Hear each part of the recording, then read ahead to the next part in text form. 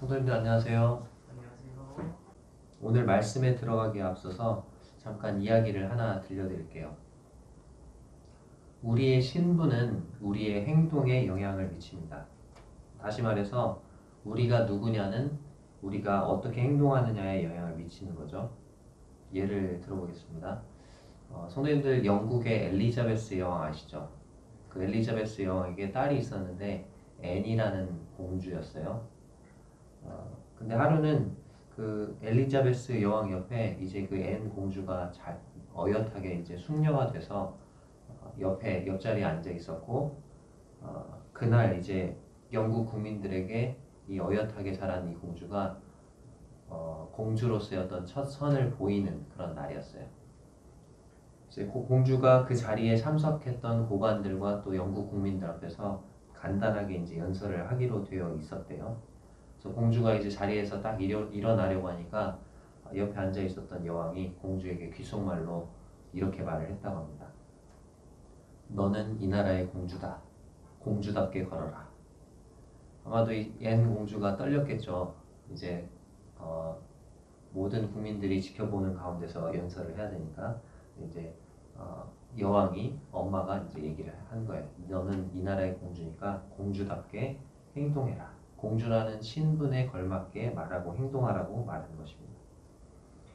사실 우리는 주변에서 이런 예들을 많이 보죠. 학생이 담배를 피우면 되겠니? 이 말은 학생이라는 신분에 담배 피우는 게 맞지 않다는 말이죠. 그러니까 학생으로서 신분에 걸맞게 행동하라는 것입니다. 군기가 빠졌구만. 그러면 군인이라는 신분에 걸맞지 않게 느릿느릿 나태한 모습을 보일 때 그런 말을 하는 거죠. 에베소서 4장도 우리에게 똑같은 것을 얘기하고 있습니다. 우리는 우리의 신분에 걸맞게 살아야 한다는 것을 말하고 있는 거죠. 에베소서 1장에서 3장까지는 우리의 놀라운 신분에 대해 얘기했습니다. 그리고 이제 4장부터 6장까지는 우리가 그 신분에 걸맞게 살아야 할 것에 대해서 얘기하고 있는 것입니다. 그 중에서 이제 오늘 살펴보게 될 에베소서 4장은 두 부분으로 나뉘게 되는데요. 앞부분에서는 우리가 우리 신분에 걸맞게 교회 안에서 어떻게 행해야 하는가, 그리고 뒷부분에서는 세상 안에서 어떻게 행해야 하는가를 말하고 있습니다. 앞부분에서는 교회 안에서 하나됨으로 행해라, 그걸 말하고 있고요. 뒷부분에서는 세상 안에서 거룩함으로 행해라, 그것을 말씀하고 있습니다.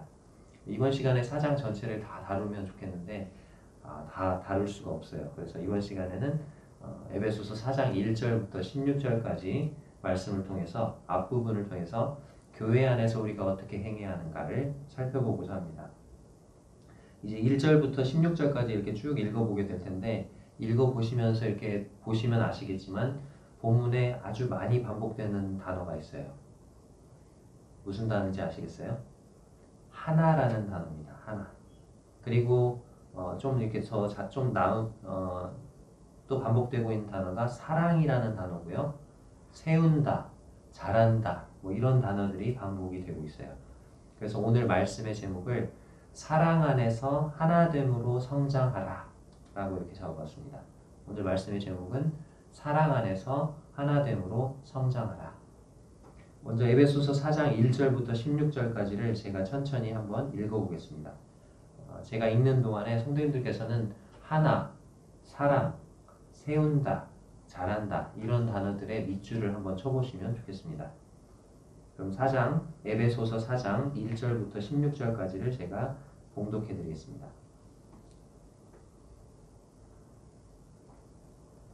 신약성경 313쪽입니다. 에베소서 4장 1절부터 16절까지입니다. 그러므로 주 안에서 갇힌 내가 너희를 권하노니 너희가 부르심을 받은 일에 합당하게 행하여 모든 겸손과 온유로 하고 오래 참음으로 사랑 가운데서 서로 용납하고 평안에 매는 줄로 성령이 하나 되게 하신 것을 힘써 지키라. 몸이 하나요 성령도 한 분이시니 이와 같이 너희가 부르심의 한 소망 안에서 부르심을 받았느니라. 주도 한 분이시요 믿음도 하나요 세례도 하나요 하나님도 한 분이시니 곧 만유의 아버지시라. 만유 위에 계시고 만유를 통일하시고 만유 가운데 계시도다. 우리 각 사람에게 그리스도의 선물의 분량대로 은혜를 주셨나니 그러므로 이르기를 그가 위로 올라가실 때에 사로잡혔던 자들을 사로잡으시고 사람들에게 선물을 주셨다 하였도다. 올라가셨다 하였은즉 땅 아래 낮은 곳으로 내리셨던 것이 아니면 무엇이냐. 내리셨던 그가 곧 모든 하늘 위에 오르신 자니 이는 만물을 충만하게 하려 하심이라. 그가 어떤 사람은 사도로 어떤 사람은 선지자로 어떤 사람은 복음 전하는 자로 어떤 사람은 목사와 교사로 삼으셨으니 이는 성도를 온전하게 하여 봉사의 일을 하게 하며 그리스도의 몸을 세우려 하심이니라. 우리가 다 하나님의 아들을 믿는 것과 아는 일에 하나가 되어 온전한 사람을 이루어 그리스도의 장성한 분량이 충만한 데까지 이르리니 이는 우리가 이제부터 어린아이가 되지 아니하여 사람의 속임수와 간사한 유혹에 빠져 온갖 교훈의 풍조에 밀려 요동하지 않게 하려 함이라. 오직 사랑 안에서 참된 것을 하여 범사에 그에게까지 자랄지라. 그는 머리니 곧 그리스도라. 그에게서 온 몸이 각 마디를 통하여 도움을 받음으로 연결되고 결합되어 각 지체의 분량대로 역사하여 그 몸을 자라게 하며 사랑 안에서 스스로 세우느니라. 네. 방금 에베소서 4장 1절에서 16절까지를 읽어드렸는데요. 이 에베소서 4장 1절에서 16절도 크게 두 부분으로 나눌 수가 있습니다. 1절에서 6절까지는 하나됨의 근거에 대해서 말하고 있어요. 그리고 7절에서 16절까지는 하나됨을 실천하는 방법에 대해서 말하고 있습니다. 먼저 그 하나됨의 근거를 얘기하고 있는 1절에서 6절까지를 살펴보겠습니다. 1절을 보시면 그러므로 주 안에서 갇힌 내가 너희를 권하노니 너희가 부르심을 받은 일에 합당하게 행하여 라고 말하고 있습니다. 1절을 보면은 그러므로 라는 접속사로 시작이 되고 있죠. 앞에서 제가 잠깐 말씀드렸듯이 1장에서 3장까지 우리의 신분에 대해서 말하고 있다고 말씀드렸습니다. 교회로서 우리가 소유한 하늘에 속한 모든 신령한 복들, 그리고 교회의 과거와 현재와 미래를 통해서 우리가 가진 놀라운 하늘의 지위에 대해서 살펴봤어요. 그리고 이제 4장부터 6장까지는 우리의 삶과 의무에 대해서 말하고 있는 것입니다. 그러니까 에베소서를 1장부터 6장까지인데 이것을 반으로 쪼개면 1장에서 3장까지는 너희가 이와 같은 놀라운 신분이 되었다. 그리고 4장에서 6장까지는 그와 같은 놀라운 신분에 걸맞는 삶을 살아라. 이런 내용이라는 것입니다. 1절에 너희가 부르심을 받은 일에 합당하게 행하라. 그 말은 다시 말하면 너를 그처럼 놀라운 신분으로 부르신 그 신분에 걸맞는 삶을 살아라는 말과 똑같은 말입니다. 자, 그렇다면 우리의 신분에 걸맞는 삶을 살기 위해서 우리에게 어떻게 하라고 말씀하실까요? 2절과 3절 제가 읽겠습니다. 모든 겸손과 온유로 하고 오래 참음으로 사랑 가운데서 서로 용납하고 평안에 매는 줄로 성령이 하나 되게 하신 것을 힘써 지키라. 자, 에베소서 4장의 전반부는 교회 안에서 우리가 어떻게 행해야 되는지를 말씀하고 있다고 말씀드렸죠. 자, 근데 여기 방금 우리가 읽으면서 보니까 하나라는 단어가 되게 많이 나왔죠. 방금 읽은 3절에 보면은 성령이 하나 되게 하시는 것을 힘써 지키라. 하나라는 단어가 나오죠. 4절에도 하나라는 단어가 3번 나옵니다. 몸이 하나요. 성령도 한 분이시요. 그리고 부르심의 한 소망. 그 다음에 5절에도 3번이 나옵니다. 주도 한 분이시요. 믿음도 하나요. 세례도 하나요. 6절에는 한 번 나오죠. 하나님도 한 분이시니. 그리고 이제 뒤로 넘겨서 13절에 보면은 우리가 다 하나님의 아들을 믿는 것과 아는 일에 뭐가 된다고요? 하나가 돼요. 그래서 하나라는 단어가 이 1절에서 16절까지 총 9번이나 반복이 되고 있습니다. 그러면서 지금 방금 읽은 3절에 보면 성령이 하나 되게 하신 것을 힘써 지키라. 그렇게 말하고 있어요. 자, 누가 하나 되게 하셨다고요? 성령이 하나 되게 하셨다. 그렇게 말씀하고 있습니다. 너희가 하나가 아닌데 하나가 되도록 힘써라. 이렇게 말하지 않았어요. 성령님께서 이미 너희를 하나로 만드셨다는 것입니다. 너희가 한 몸이라는 거예요. 너희가 예수를 믿을 때 이미 너희는 한 몸이 되었다는 것입니다. 그 일을 너희가 한 게 아니고 누가 했어요? 성령님께서 하셨다는 것입니다. 그러니까 이미 성령님께서 너희를, 바로 우리를 하나 되게 하셨기 때문에 이제 우리가 할 일은 뭐예요? 그 하나됨을 지키는 일이라고 말씀하고 있습니다. 근데 그 하나됨을 어떻게 지키라고 하고 있습니까? 어떻게 지키라고 되어 있죠? 힘써 지키라. 힘써 지켜야 된다고 말하고 있어요. 왜 힘써 지켜야 할까요? 힘써 지키지 않으면 그 하나됨이 깨어질 수 있기 때문에 그렇습니다. 우리도 주위에서 가끔 그런 경우를 보죠. 성도님들이 막 싸워가지고 교회가 갈라지고 나눠지고 그런 모습, 그런 슬픈 모습들을 보지 않습니까? 근데 여기 지금 성령님께서 하나 되게 하시는 것을 힘써 지키라고 말씀하시면서 그 힘써 지키기 위해서 필요한 것들을 2절과 3절에서 말씀하고 있어요. 먼저 2절에 보면 첫 번째로 필요한 게 겸손이라고 말씀하고 있습니다. 근데 그냥 겸손이 아니죠. 어떤 겸손입니까? 모든 겸손이라고 되어 있습니다. 모든 겸손. 다른 번역 성경에 보니까 완전한 겸손, 온전한 겸손으로 나와 있습니다. 성도님들 겸손의 반대말이 뭐죠? 교만이죠. 교만. 자, 그러면 어떤 집단이 분열되고 깨지기 쉬울까요? 겸손한 사람들이 모여있는 집단과 교만한 사람들이 모여있는 집단. 어떤 집단이 분열되기가 쉽고 깨지기가 쉬울까요? 교만한 사람들이 모여있는 집단입니다. 교만한 사람들이 모여있는 집단에서는 서로가 잘났다고 또 다른 사람들을 무시하고 자기만 옳다고 주장하는 사람들이 모인 집단이기 때문에 그렇습니다. 그러나 겸손한 사람들이 모여있는 집단은 자신을 낮추고 상대방을 존중해주죠. 그렇기 때문에 하나 되기가 쉬운 것입니다. 자, 그리고 두 번째로 뭐가 필요하다고 말씀하고 있습니까? 겸손 다음에 온유가 나옵니다. 온유. 온유를 다른 말로 하면 부드러움, 친절이 되겠죠. 온유의 반대말은 사나움, 포악, 거침, 과격함 이런 말들이 될 것입니다. 그렇다고 이 은유라는 말이, 온유라는 말이 무기력한 것이나 연약함을 의미하지는 않습니다. 뭐 술에 물 탄 듯, 물에 술 탄 듯 이래도 좋고 저래도 좋고 그냥 타협하는 것을 온유라고 하지 않아요. 오히려 온유는 원어상으로 살펴보면 야성적인 본성을 길들인다라는 뜻을 가지고 있어요. 우리 모두 야성적인 본성을 가지고 있죠. 죄악된 본성들이 다 있어요. 근데 그것을 통제할 줄 아는 사람, 바로 그 사람이 온유한 사람인 것입니다. 근데 그게 통제가 되지 않는 사람들, 사납고 거칠고 과격한 사람들이 모여있는 모임, 그 모임에서는 싸움이 자주 일어나겠죠. 쉽게 분열될 것입니다.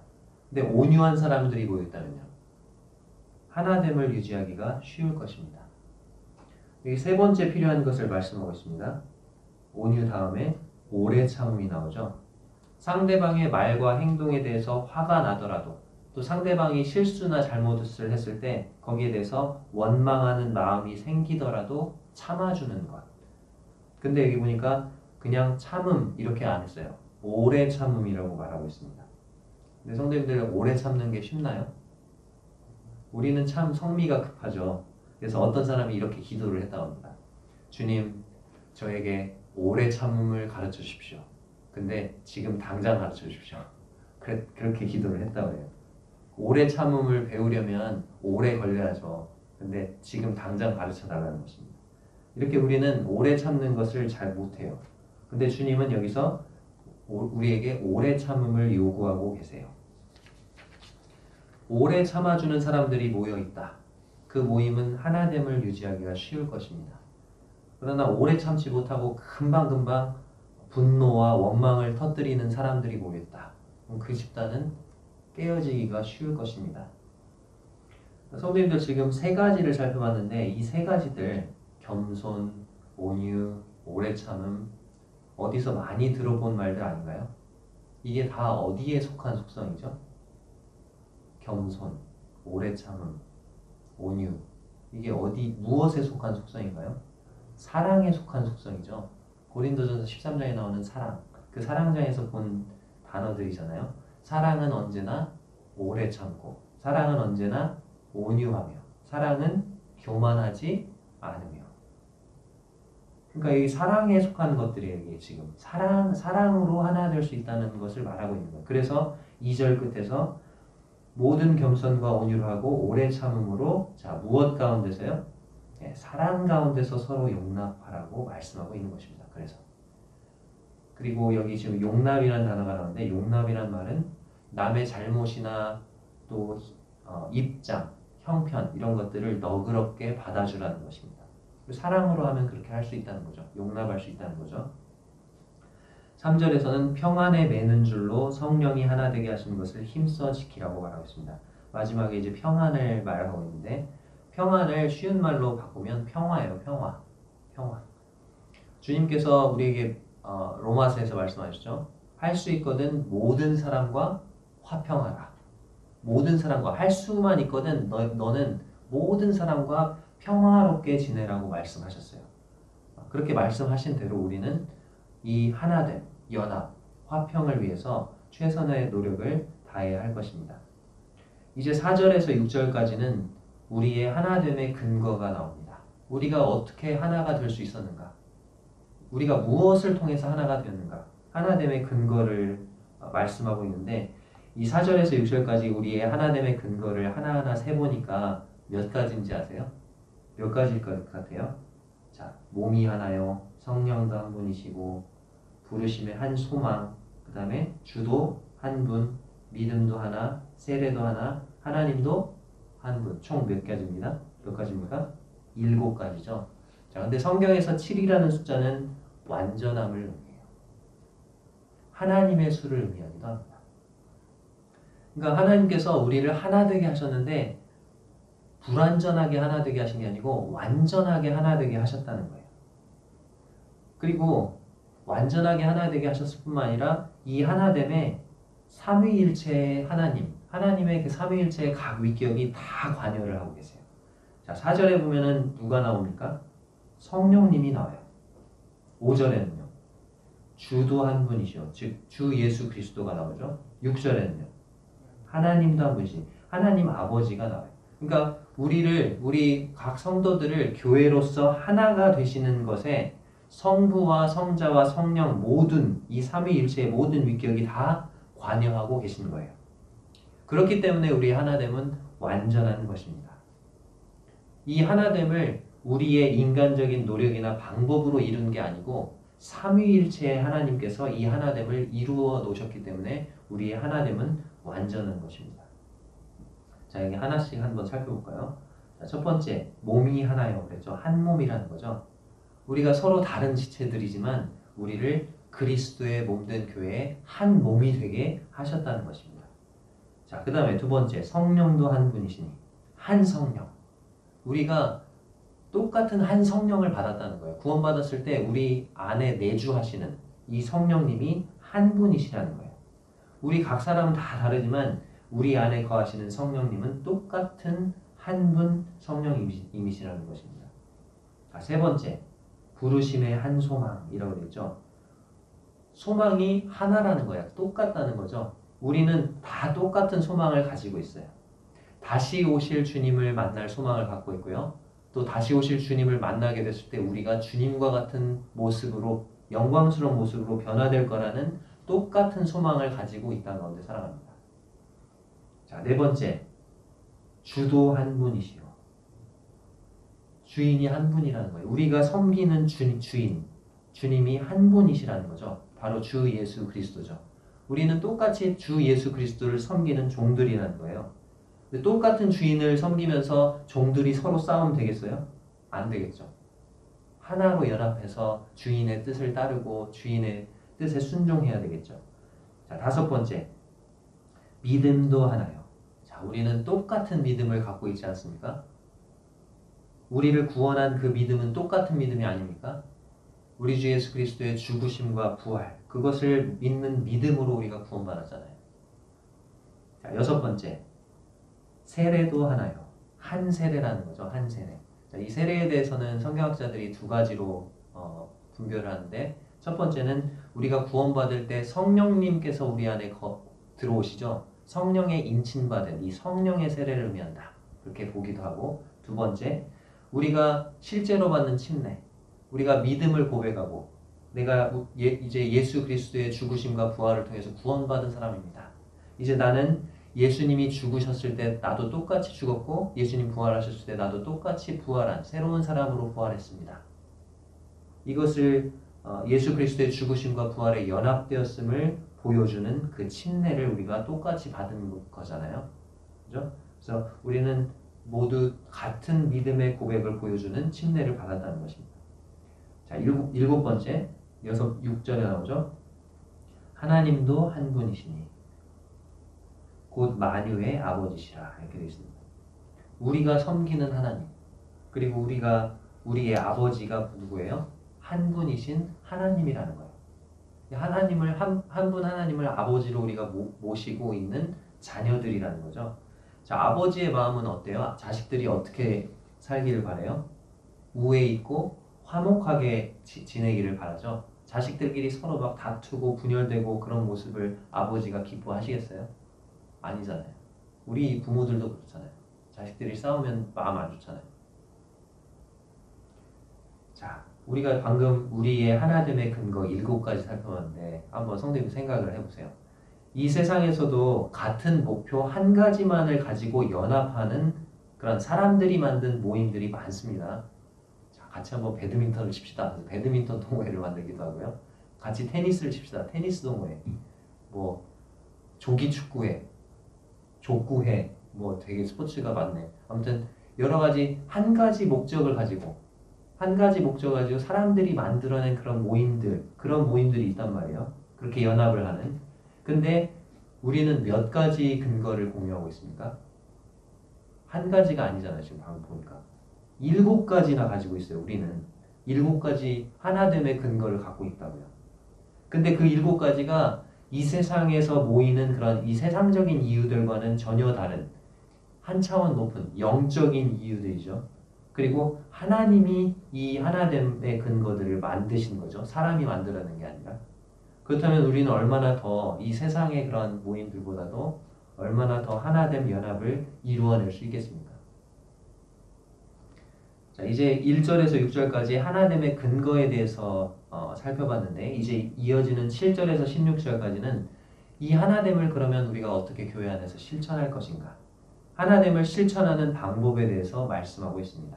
근데 이렇게 쭉 보니까 은사에 대해서 얘기를 하고 있죠. 은사.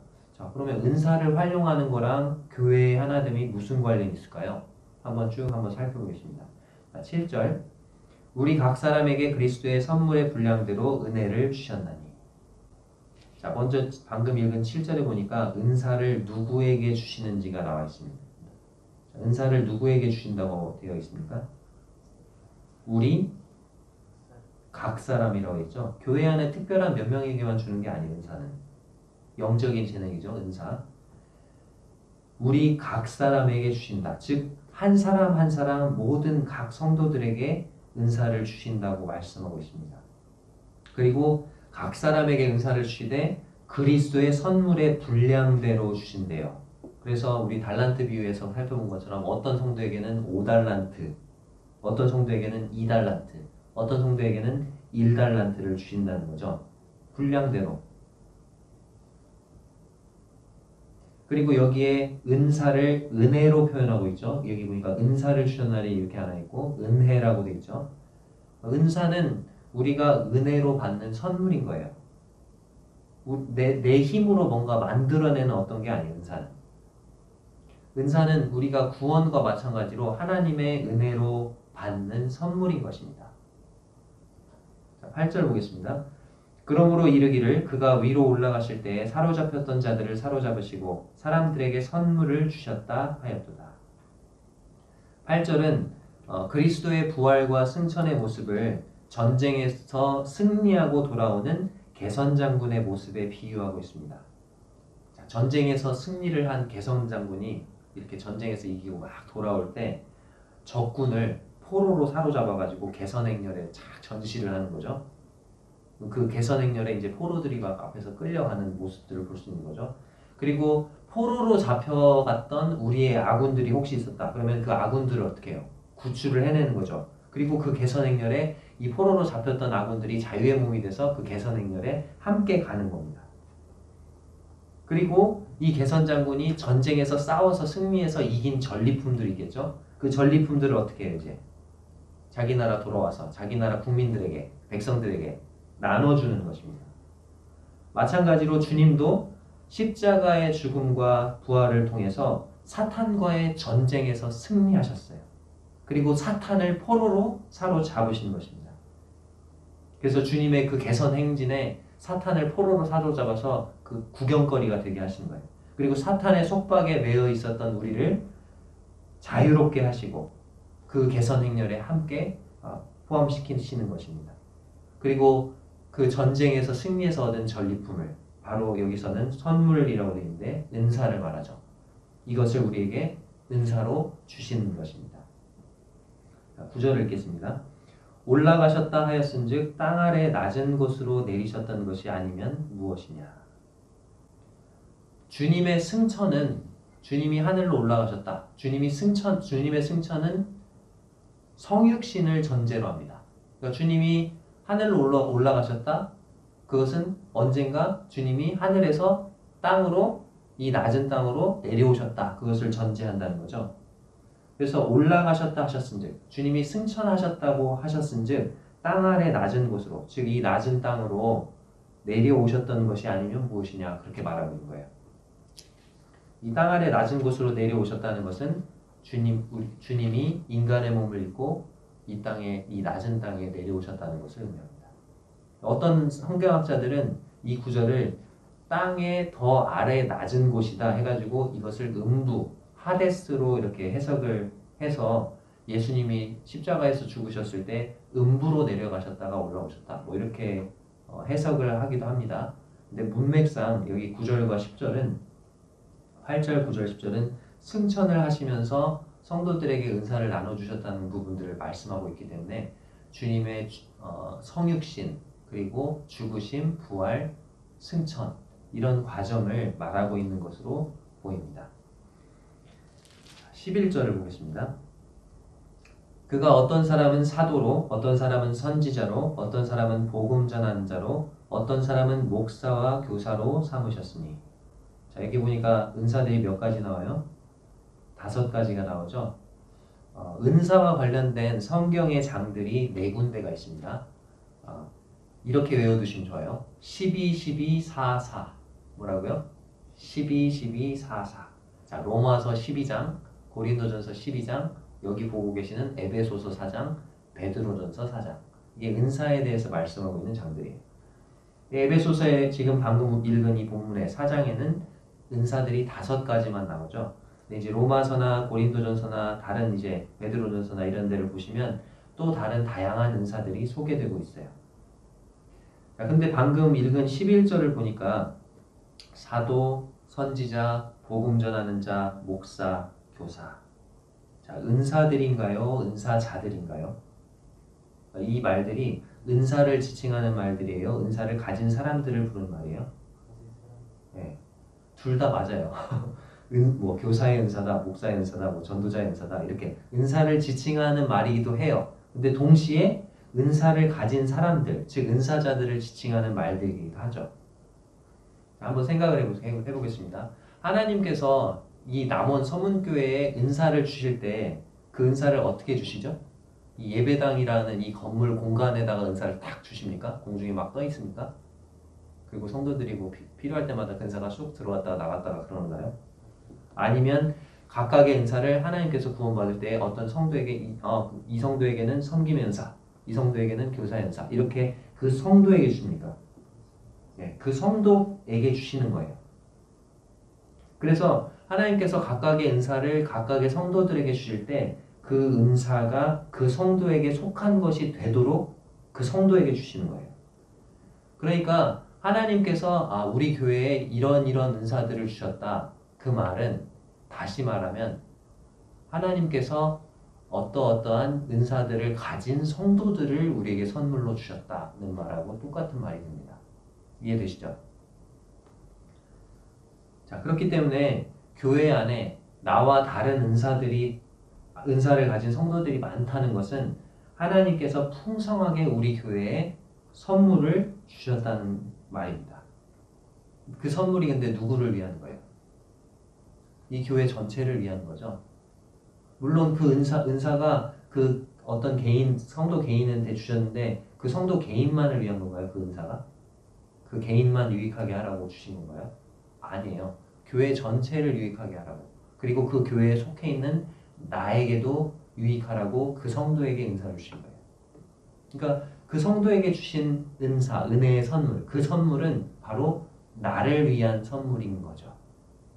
그러니까 우리는 나와 다른 은사를 가진 성도들의 은사를 보면서 어떻게 생각해야 돼요? 아, 하나님이 나를 위해서, 나를 돕도록 저 성도에게 저 은사를 주셨구나. 아, 참 감사하다. 이렇게 생각하셔야 돼요. 근데 우리는 자주 어떻게 하죠? 나랑 다른 은사를 가진 성도를 보면서 아, 저 선물이 바로 나를 위한 선물이고 나를 돕기 위한 은사구나. 그렇게 생각하고 그렇게 인식하면서 감사하지 않고 어떻게 해요? 비교하죠. 내가 가진 은사랑 저 성도가 가진 은사를 비교해요. 그리고 두 가지로 빠집니다. 우월의식에 빠지거나 아, 난 저 성도보다는 더 나은 은사를 갖고 있어. 두 번째, 열등의식에 빠지죠. 나는 저 성도가 가진 은사보다 못한 은사야. 난 교회에 별로 쓸모가 없나봐. 하나님은 그게 아니라는 거예요. 교회에 주신 각각의 모든 은사들이 바로 나를 위한 거라는 거예요. 교회 전체를 위해서, 교회 전체를 세우도록 주신 은사라는 것입니다. 자, 성도님들은 나와 다른 은사를 가진 성도들을 나를 위한 선물로 인식하고 계신가요? 아니면 다른 은사를 가진 그 성도들을 보면서 우월의식이나 열등감에 빠져 계신가요? 어느 편이신가요? 나와 다른 은사를 가진 성도님들을 보실 때 앞으로는 아, 저 성도의 은사를 통해서 나를 돕고 세우기 위해서 주신 하나님의 선물이구나. 그렇게 생각하시고 감사하시기 바랍니다. 자, 방금 앞에서 살펴본 은사들 사도, 선지자, 복음 전하는 자, 목사, 교사 이렇게 읽었잖아요. 은사들이 어때요? 다 같습니까? 다릅니까? 은사들이 어떤 사람은 사도로, 어떤 사람은 사도로, 어떤 사람은 사도로, 사도 이렇게 했나요? 아니면 사도, 선지자 이렇게 다양했나요? 다양했죠. 다 달랐죠. 근데 지금 우리가 하나됨과 연합에 대해서 얘기하고 있지 않나요? 근데 우리는 하나됨 하면은 모두가 똑같은 것을 하는 것. 그거를 하나됨으로 생각을 해요. 착각을 해요. 획일성을 하나됨으로 착각하는 거예요. 근데 이 성경에서 말하고 있는 하나됨, 연합은 똑같은 것을 성도들이 똑같은 것을 하는 것, 획일성을 의미하지 않는다는 것입니다. 모든 지체들이 다 똑같은 일을 하는 것, 그것은 획일성이지 연합이 아닙니다. 서로 다른 기능을 가진 지체들이 다양한 기능을 하면서 한 몸을 이루는 것. 오케스트라 보면은 악기들이 다 다양하죠. 근데 그 오케스트라의 그 다양한 악기들이 소리를 내서 그것을 하나의 하모니를 이루죠. 그게 하나됨인 거예요. 그게 연합이고. 그게 바로 하나님이 계획하신 연합이고 하나됨입니다. 만일 우리 몸에, 제가 지금 이렇게 서 있는데 이 몸에 손만 100개가 있다. 아무것도 없고 손만 100개가 달려있어. 머리 끝에서 발끝까지. 그럼 그거는 몸이 아니고 괴물이에요. 난 말하는 은사가 너무 탐이 나. 말하는 은사가 너무 부러워. 제 몸에 아무것도 없고 입만 100개 달려있다. 보기 좋아요? 몸이 아니에요. 그건 괴물이에요. 자, 우리 몸에 하나님께서 다양한 지체들을 주셨죠. 이 실물 교제를 통해서 교회에 대해서 배우게 하시는 거예요. 우리의 눈과 코와 입과 귀와 손과 발, 이렇게 눈에 보이게 일하는 지체들이 있죠. 근데 보이지 않게 일하는 지체들도 있어요. 아주 중요하죠. 심장, 폐, 간, 신장. 근데 눈에 보이게 일하는 지체들과 눈에 보이지 않게 일하는 이 지체들이 몸의 성장과 건강이라는 하나의 목표를 위해서 하나로 연합해서 일하고 있죠. 그런 것처럼 교회도 서로 다른 은사를 지닌 성도들이 교회의 성장과 건강이라는 그 한 가지 목표를 위해서 하나로 연합해서 섬기는 거예요. 이게 우리가 구체적으로 교회 안에서 하나됨을 이루어갈 수 있는 방법인 것입니다. 자, 이제 여기에 나와 있는 이 은사들을 잠깐 살펴볼까요? 사도와 선지자가 나와 있는데, 사도와 선지자는 신약 성경이 완성되면서 역할이 끝나고 사라진 은사다. 제가 2장에서 지난 시간에 말씀을 드렸었습니다. 여기 보니까 사도가 나오는데, 사도들은 주님의 부활의 증인으로서 주님의 삶과 죽으심, 부활을 목격한 증인들이죠. 그리고 교회의 기초를 놓는 데 사용된 은사들입니다. 그들은 신약 성경을 기록하는 역할을 맡았었죠. 자, 그리고 여기 보니까 선지자가 나오는데, 이 선지자는 구약의 뭐 엘리야나 엘리사와 같은 그런 구약의 선지자들이 아니에요. 여기 나와 있는 선지자는 신약 시대의 선지자입니다. 왜냐하면 이게 지금 은사로 소개되고 있거든요. 은사는 주님이 승천하신 후에 오순절에 성령 강림을 통해서 주어진 게 은사예요. 은사가 그때 주어졌거든요. 그렇기 때문에 여기서 말하는 이 선지자는 은사로서의 선지자, 오순절 이후에 신약 시대의 선지자를 말하는 거지 구약 시대의 선지자가 될 수 없다는 것입니다. 근데 이 선지자의 은사도 교회의 기초를 놓는데 사용된 은사죠. 하나님께 직접 말씀을 받아서 전했던. 자, 그 다음에 이제 세 번째 은사들이, 세 번째, 네 번째, 다섯 번째 은사는 지금 오늘날에도 볼 수 있는 은사들이죠. 자, 세 번째 무슨 은사입니까? 복음 전하는 자. 쉽게 딱 요약해서 하면 전도자의 은사죠. 전도의 은사. 이 은사자들은 불신자들에 대한 사랑과 연민이 마음에 가득한 것 같아요. 그리고 영혼을 구원하는 것에 대한 열정으로 복음을 전하는 데 모든 관심이 있는 분들입니다. 이런 은사들이, 이 복음 전하는 은사자들이 있어야 복음을 활발하게 전해서 영혼들을 또 교회에 연결하고 인도하고 또 교회 안에 구원받는 성도들의 수가 많아지겠죠. 자, 네 번째, 목사의 은사. 목자의 은사를 말합니다. 목자. 여기 지금 목사로 번역이 되어 있는데 목자를 말해요. 목자의 은사를 말합니다. 성도들의 영적인 필요들을 잘 돌봐주는, 양떼를 이렇게 돌보는 목자처럼 성도들의 영적인 필요들을 잘 돌봐주는 목자의 은사가 되겠습니다. 목회와 관련된 은사죠. 다섯 번째는 교사의 은사가 나와 있습니다. 성경 말씀을 잘 풀어서 가르쳐 줌으로써 성도님들이 말씀에 잘 순종할 수 있도록 도와주는 은사가 교사의 은사가 됩니다. 자, 그런데 지금 여기에 특별히 언급된 이 다섯 가지 은사들의 목적이 12절에 나와 있어요. 자, 12절을 읽겠습니다. 이는 성도를 온전하게 하여 봉사의 일을 하게 하며 그리스도의 몸을 세우려 하심이라. 자, 여기에 특별히 언급된 이 다섯 가지 은사들의 목적이 뭡니까? 성도들을 어떻게 한다고요? 온전하게 하기 위해. 성도들을 온전하게 하기 위해. 영어 성경이나 표준 세번역, 공동 번역에는 온전하게 하기 위해를 준비시키기 위해로 번역하고 있습니다. 이 다섯 가지 은사들을 통해서 교회 성도들을 준비시킨다는 거예요. 자, 무엇을 위해서 준비시킵니까? 그렇게 준비시켜서 뭘 하게 한다고요? 이는 성도를 온전하게 하여, 즉 준비시켜서 뭘 하게 한다고요? 성도들을 봉사의 일을 하도록. 성도들이 봉사의 일을 하도록. 그래서 최종적으로는 뭘 하도록요? 그리스도의 몸을 세우도록. 그러니까 성도들이 자신이 받은 그 은사대로 섬기도록, 그렇게 봉사의 일을 하도록. 그래서 그 각 지체들이 제대로 기능을 해야 몸이 건강하게 자랄 수 있잖아요. 우리 몸의 기능이 어디가 기능을 안 해버려. 그러면 어떻게 돼요? 몸이 건강해져요? 건강하지 못하죠. 잘 자랄 수 있어요? 자랄 수 없잖아요. 그래서 각 지체들이 기능할 수 있도록, 각 지체들이 각자의 영역에서 맡은 은사를 따라서 자신의 분량대로 섬길 수 있도록 봉사의 일을 하도록, 그렇게 해서 그와 같은 섬김과 봉사를 통해서 교회가 건강하게 자라고 그리스도의 몸된 교회가 세워지도록. 자, 그러면 우리는 언제까지 이와 같은 일을 해야 할까요? 언제까지 우리는 은사를 통해서 봉사의 일을 하면서 그리스도의 몸을 세우는 일을 해야 할까요? 13절에 나와 있습니다. 제가 읽겠습니다. 우리가 다 하나님의 아들을 믿는 것과 아는 일에 하나가 되어 온전한 사람을 이루어 그리스도의 장성한 분량이 충만한 데까지 이르리.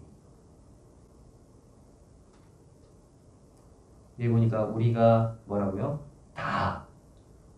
우리가 다 하나님의 아들을 믿는 것과 아는 일에 하나가 될 때까지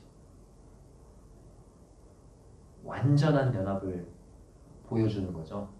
자, 이렇게 될 때까지. 그래서 온전한 사람을 이룰 때까지.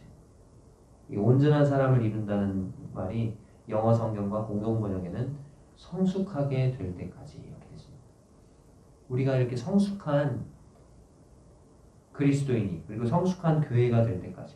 그래서 그리스도의 장성한 분량이 충만한 데까지 이르는 것. 이것이 교회의 최종적인 목표예요. 그때까지 우리는 이 일을 해야 된다는 거예요. 그 목표에 도달할 때까지 교회가 주님을 알아가고 주님을 믿는 믿음에서 하나가 되어가고 성숙해 가야 한다. 그렇게 말씀하고 있어요. 주님 다시 오실 때까지 해야 되겠죠, 이 일을. 우리가 성화를 완전히 이뤄낼 수 없으니까 그리스도를 담는 데까지 장성한 분량에까지 이를 때까지 그 일을 해야 된다. 자, 근데 우리가 성숙하지 못할 때 교회가 어떤 모습이 될까요? 그 14절에 나와 있습니다. 이는 우리가 이제부터 어린아이가 되지 아니하여 사람의 속임수와 간사한 유혹에 빠져 온갖 교훈의 풍조에 밀려 요동하지 않게 하려 합니다. 자, 교회가 성숙하지 못할 때 여기 보니까 어린아이의 모습과 같이 된다고 되어 있습니다. 자, 어린아이는 어때요? 분별력이 없어요. 그리고 쉽게 잘 속아요. 그래서 잘못된 교훈, 잘못된 교리, 이단적인 사상 이런 것들이 들어왔을 때 쉽게 그것에 넘어지고 빠질 수가 있는 거예요. 그래서는 안 된다는 거죠. 여기 보니까 우리가 이제부터 어린아이가 되지 않아야 된다. 사람의 속임수와 간사한 유혹에 빠져 온갖 교훈의 풍조에 밀려 요동해서는 안 된다. 교회가 어린아이의 모습에 머물러서는 안 된다. 그렇게 말씀하고 있어요. 우리는 성숙해 가야 한다. 14절이 아니고 13절처럼 성숙한 모습으로 교회가 자라가야 한다. 이렇게 말씀하고 있습니다. 15절 오직 사랑 안에서 참된 것을 하여 범사에 그에게까지 자랄지라. 그는 머리니 곧 그리스도라. 여기 보니까 오직 사랑 안에서 참된 것을 하여 그렇게 되어 있습니다. 참된 것이 뭐죠? 두 글자로 말하면 참된 것. 다른 말로 진리죠, 진리. 사랑 안에서 진리를 하여 이렇게 되어 있는데 NIV 성경이나 표준세번역 성경에는 참된 것을 하여를 참된 것을 말하여 이렇게 말하고 있습니다. 오직 사랑 안에서 참된 것을 말하여 범사에 그에게까지 자랄지라. 개역개정이나 공동번역에서는 참된 것을 하여 이렇게 진리대로 살면서 이렇게 번역했고요. 자, 성도님들에게 질문을 드리겠습니다. 종이를 주고 성도님들에게 종이를 주고 진리라는 말을 도형으로 표현해 보세요. 그렇게 한다면 성도님들은 어떤 도형을 그리시겠습니까? 진리라는 말을 도형으로 표현해 보세요. 그러면 어떤 도형을 그리시겠어요? 뾰족한 삼각형? 아니면 네모 반듯한 사각형? 근데 주님은 이 15절에서 진리라는 단어를 제대로 표현하는 도형은 하트다, 사랑이다 이렇게 말씀하고 계세요. 자, 진리라는 것을 제대로 표현하기 위해 사용되어야 되는 도형이 뭐라고요? 네모 반듯한 사각형이 아니고요. 주님은 뭐라고요?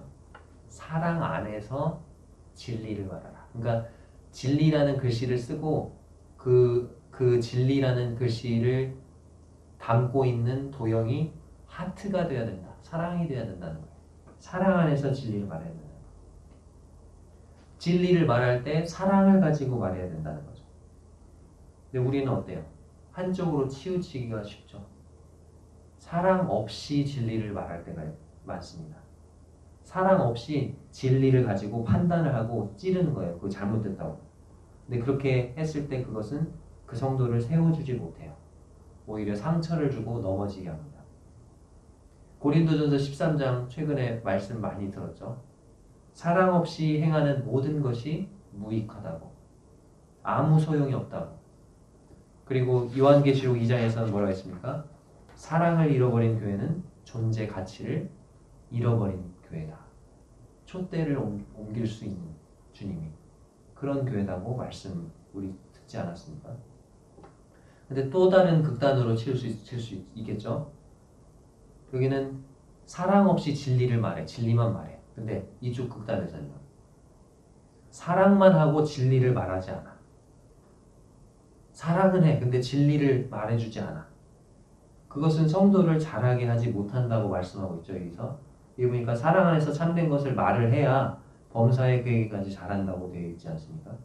사랑 안에서 진리를 말해야만 자랄 수 있는 것입니다. 잘못된 것은 잘못됐다고 말해줄 수 있어야 돼요. 부모가 자녀를 사랑만 하고 적절하게 훈계나 훈육을 안 하잖아요. 그 자녀가 어떻게 되는지 아십니까? 그 자녀를 망치게 됩니다. 성도들이 범사에 그리스도에게까지 자랄 수 있도록 모든 면에서 그리스도를 닮은 인격으로 성장할 수 있도록 사랑 안에서 진리를 말해야 합니다. 강단에서 말씀을 전하는 형제님들은 메시지가 그래서 한쪽으로 치우쳐서는 안 돼요. 진리를 희생하고 사랑만 말해서도 안 되고요. 사랑이 없이 진리만 말해서도 안 됩니다. 오직 사랑 안에서 진리를 말해야 합니다. 성도님들이 개인적으로 권면을 하실 때도 사랑 안에서 진리를 말하도록 하시기 바랍니다. 요즘엔 권면을 거의 안 하죠. 권면을 거의 안 하는 것 같아요. 다른 성도의 그 기분을 상하게 할까봐, 상하지 않게 하기 위해서, 그리고 관계가 어려워질까봐 권면하는 것을 꺼려합니다. 보통 권면을 그래가지고 장로형제들한테 전화해가지고 이게 좀 권면하게 해주세요 해가지고 장로들이 보통 많이 하는 것 같은데, 권면을 해야 될 때는 해야죠. 단 사랑하는 마음으로 해야 된다는 것입니다. 근데 또 다른 극단은 뭐냐면 권면을 하긴 해요. 근데 뭐가 없이? 사랑하는 마음이 없이 권면을 하는 경우도 있습니다. 우리는 권면을 할 때도 사랑하는 마음으로 권면을 해야 합니다. 이제 16절에 보니까 교회를 성장하게 하시는 분이 누구신지가 나와 있습니다. 그리고 교회의 성장에 필요한 모든 것을 공급해 주신 분이 누구신지가 나와 있습니다. 그게 누구십니까? 바로 교회의 머리 되신 예수 그리스도십니다. 15절 뒷부분부터 제가 16절까지 한번 읽어보겠습니다. 그는 머리니 곧 그리스도라. 그에게서 온 몸이 각 마디를 통하여 도움을 받음으로 연결되고 결합되어 각 지체의 분량대로 역사하여 그 몸을 자라게 하며 사랑 안에서 스스로 세우느니라. 그에게서 주 예수 그리스도로부터 온 몸이 각 마디를 통해서 도움을 받음으로 연결되고 결합된다고 말하고 있어요. 우리 몸도 그렇잖아요. 우리 몸도 모든 그 손과 발 뭐 이런 지체들이 혈관들과 신경들로 다 연결이 되고 결합이 되어 있는 거예요. 그죠? 그리고 그 결합이 돼서 서로 도움을 주고 받듯이 교회의 모든 지체들도 보이지 않지만 다 연결이 돼 있다는 거예요. 다 결합이 돼 있다는 거예요. 그리고 서로가 서로에게 도움을 주고 받는다는 것입니다. 한번 예를 들어볼까요? 음식을 먹는다고 생각을 해보겠습니다. 음식을. 자, 음식이 이쪽에, 여기에 음식이 아주 맛있게 차려져 있어요. 그러면 제가 먼저 제 눈으로 그 음식이, 저기 있네. 음식이 있다는 걸 보죠. 자, 음식을 먹으려면 근데 어떻게 해야 돼요? 발이 저 음식이 있는 데까지 걸어가야 되잖아요. 그리고 음식 먹기 전에 코가 어떻게 해요? 혹시 이 음식이 상하지 않았나? 냄새를 맡아봐야죠. 그죠? 냄새가 맛있는 냄새네. 상한 냄새가 아니네. 안전한 것을 확인하고 이제 그럼 어떻게 해야 돼요? 이제 손이 눈으로 뚫어져라 지켜본다고 음식이 들어가는 거 아니잖아요. 손이 음식을 집어야죠. 그리고 이 음식을 입에다 가져가야죠. 근데 입이 입을 열지 않으면 어때요? 안 들어가요. 입이 입을 열어줘야죠. 그래서 음식을 받아들이고 그러면 이 입 안에 있는 치아들이 음식을 잘게 부숴야 되겠죠. 그리고 침샘이 침을 분비해서 음식물 분해를 돕죠. 그리고 혀가 이 음식물을 목구멍 안으로 넘깁니다. 그러면 위가 그 전달받은 음식을 분해해가지고 음식이 이제 영양분으로 바뀌죠. 그럼 그 영양분이 다시 어떻게 됩니까? 혈관들을 통해서 온몸 구석구석에 전달이 돼요. 그래서 또다시 그 눈과 발과 손과 코와 입이 일할 수 있는 힘을 공급해 주는 것입니다. 근데 이게 무엇의 지시를 받죠? 야, 눈, 너는 눈 떠. 봐. 코, 너는 냄새 맡아. 이 지시를 누가 해요? 네, 머리가 하잖아요, 머리가. 이게 교회 안에서의 원리거든요. 교회의 머리 대신 예수 그리스도의 지시를 받아서 각 모든 지체들이 자기가 받은 그 은사를 따라서 그 기능을 그렇게 하는 거죠. 그러면서 서로가 다 연결이 돼 있고 서로가 서로에게 도움을 주고 받는 것입니다. 그렇게 서로 도움을 주고 받으면서 각 몸의 지체들이 자신이 맡은 분량대로 역사할 때 그 몸이 자라게 되고 건강하게 세워져 가는 것입니다. 그리스도의 몸된 교회가 세워져 가는 모습도 우리 몸의 모습과 똑같은 것입니다. 서로 다른 은사를 지닌 지체들이 각자의 위치에서 자신이 맡은 분량대로 일하게 될 때 몸된 교회가 성장하고 건강하게 세워지는 것입니다. 그래서 몸된 교회의 지체된 우리들이 각각 받은 은사대로 섬기는 것, 그러면서 긴밀하게 연결되고 연합되는 것, 그것이 하나됨을, 교회 안에서 하나됨을 구체적으로 실천할 수 있는 방법이고 또 다른 성도들을 사랑 안에서 섬기는 방법이 되는 것입니다. 오늘 말씀을 정리해 보겠습니다. 하나님은 우리를 그리스도의 비밀인 교회라는 놀라운 신분으로 부르셨어요. 그리고 이제 그 신분에 걸맞는 삶을 살아라, 그렇게 말씀하십니다. 오늘은 교회 안에서 그러면 우리가 교회 안에서 어떻게 그 부르심에 합당한 삶을 살 수 있는가? 사랑 안에서 하나됨으로 성장하라는 제목으로 에베소서 4장 전반부를 살펴봤습니다. 첫 번째로 하나됨의 근거를 살펴봤죠. 7가지 완전한 하나됨의 근거를 살펴봤습니다. 우리는 한 몸이고 한 성령을 받았고 한 소망을 가지고 있고 한 주님을 섬기고 있습니다. 한 믿음을 가지고 있고 한 세례를 받았습니다. 한 하나님 아버지를 모시고 있어요. 하나님은 우리를 이미 하나로 완전하게 연합되게 하셨습니다.